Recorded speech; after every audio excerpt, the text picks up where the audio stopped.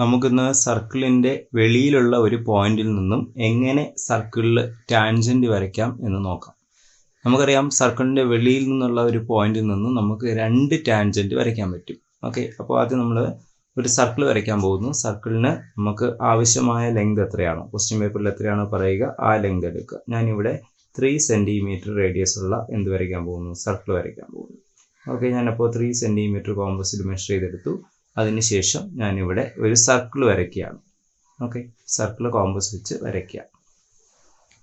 വരച്ചതിന് ശേഷം ആ സർക്കിളിൻ്റെ സെൻറ്റർ മാർക്ക് ചെയ്യാൻ മറക്കരുത്. സർക്കിളിൻ്റെ സെൻറ്റർ കറക്റ്റായിട്ട് മാർക്ക് ചെയ്യുക. സെൻറ്ററിന് ഞാൻ O എന്ന് പറയുന്ന ഒരു പേര് കൊടുക്കുന്നു.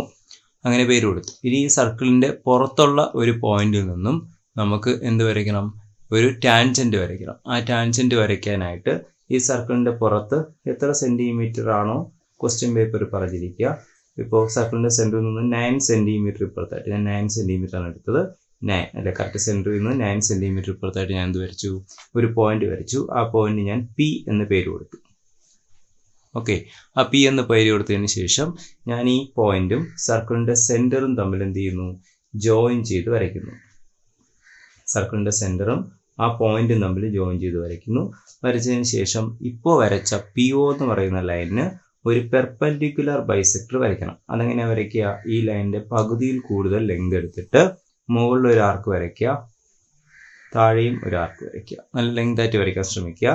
അതിനുശേഷം കോമ്പസ് എടുത്തിട്ട് ആ മെഷർമെൻറ്റ് മാറ്റരുത്, അതേ മെഷർമെൻറ്റ് വെച്ച് Pയിൽ വയ്ക്കുക. Pയിൽ വെച്ചിട്ട് മുകളിലും താഴെയും വീണ്ടും കട്ട് ചെയ്ത് ആർക്ക് വരയ്ക്കുക. മുകളിലത്തെ ആർക്കും കട്ട് ചെയ്യുക, താഴത്തെ ആർക്കും കട്ട് ചെയ്യുക. അപ്പോൾ നമുക്ക് മുകളിലൊരു പോയിന്റ് കിട്ടും, താഴെ ഒരു പോയിന്റ് കിട്ടും. ഈ 2 പോയിന്റും തമ്മിൽ ജോയിൻ ചെയ്ത് എന്ത് വരയ്ക്കുക, ഒരു ലൈൻ വരയ്ക്കുക. ഇതിനെയാണ് പെർപെൻഡിക്കുലർ ബൈസെക്ടർ എന്ന് പറയുക. അതായത് PO എന്ന് പറയുന്ന ലൈനിനെ പെർപെൻഡിക്കുലർ ആയിട്ട് ഇത് ബൈസെക്ട് ചെയ്യും. ബൈസെക്ട് ചെയ്യുക എന്ന് പറഞ്ഞാൽ പകുതി പകുതിയായിട്ട് മുറിക്കും. ഇത് അതിൻ്റെ സെൻറ്റർ ആയിരിക്കും. PO എന്ന് പറയുന്ന ലൈനിൻ്റെ സെൻറ്റർ ആയിരിക്കും. ഇനി കോമ്പസ് ആ സെൻറ്ററിൽ വെച്ചതിന് ശേഷം P വരെയുള്ള ഡിസ്റ്റൻസ് കറക്റ്റായിട്ട് എടുത്തിട്ട് ഒരു സർക്കിൾ കംപ്ലീറ്റ് ചെയ്യുക. നിങ്ങൾ വരച്ചത് കറക്റ്റ് ആണെങ്കിൽ ഈ സർക്കിൾ കറക്റ്റ് O എന്ന് പറയുന്ന പോയിന്റിലൂടെ കടന്നു പോകും. കണ്ടോ, കറക്റ്റ് O കൂടെ പോയിട്ടുണ്ട്, ഇങ്ങനെ കടന്നു പോകും.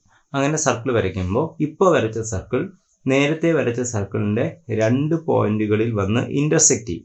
ആ ഇൻ്റർസെക്റ്റ് ചെയ്യുന്ന പോയിന്റും P എന്ന് പറയുന്ന പോയിന്റും തമ്മിൽ എന്ത് ചെയ്യുക, സ്കെയിൽ വെച്ച് ജോയിൻ ചെയ്ത് വരച്ചാൽ നമുക്ക് എന്ത് കിട്ടും, ടാൻജൻറ്റ് കിട്ടും. ഇതൊരു ടാൻജൻറ്റ്.